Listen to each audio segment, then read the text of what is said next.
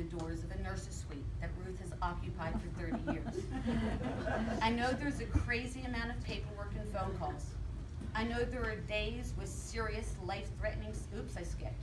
That's okay. No, that's not. Kathy won't. Okay, I'm going back. I truly don't know what goes on behind the door of the nurse's suite that Ruth has occupied for 30 years. I know there's a crazy amount of paperwork and phone calls. I know there's a constant stream of kids, some days as many as 90 or more. I know there are days with serious life-threatening situations, yet other situations are so bizarre, all Ruth can do is shake her head and say, can't make this shit up.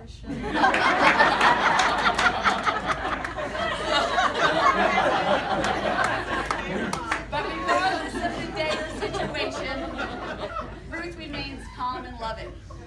I've watched her comfort the sobbing child, the child about to pass out from pain, and the child who is totally out of their mind just because they are. When others would run and scream for help, Ruth stays level-headed and professional, providing the tender nurturing or restraint needed to resolve the situation. I watched her take control at field day and call a halt to the activities when kids were suddenly falling ill due to heat. She took charge. Beds were full. Vitals were being taken.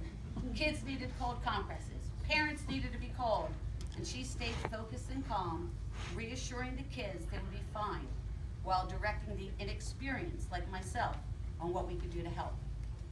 I have watched her at lunchtime, with the steady flow of students coming for their life-saving or mood-altering meds. And it is as routine to her as if they were her own children coming home to grab an afternoon snack.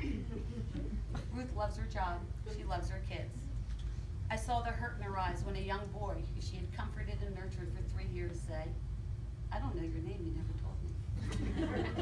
Yet to that student and to others like him, she's the nurse. The safe place to go when they need some love and comfort and can't get it anywhere else. So for him, nurse was as endearing as the title of mom.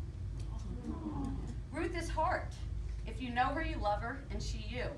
She never misses a birthday or a special occasion and makes sure you feel really special. If you need anything at any time, she's the first to be there.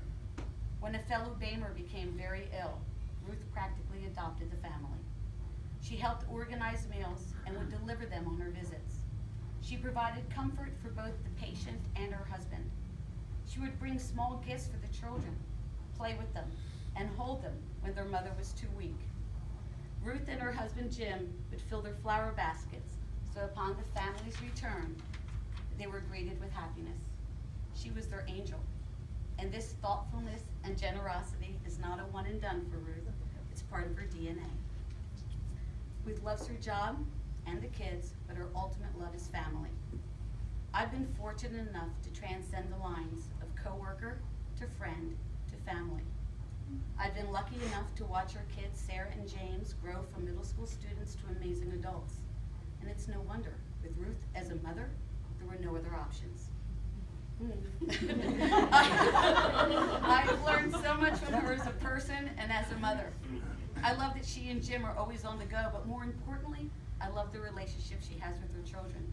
They really love being together, whether it be an elaborate trip, dinner and a ghost tour in New Hope.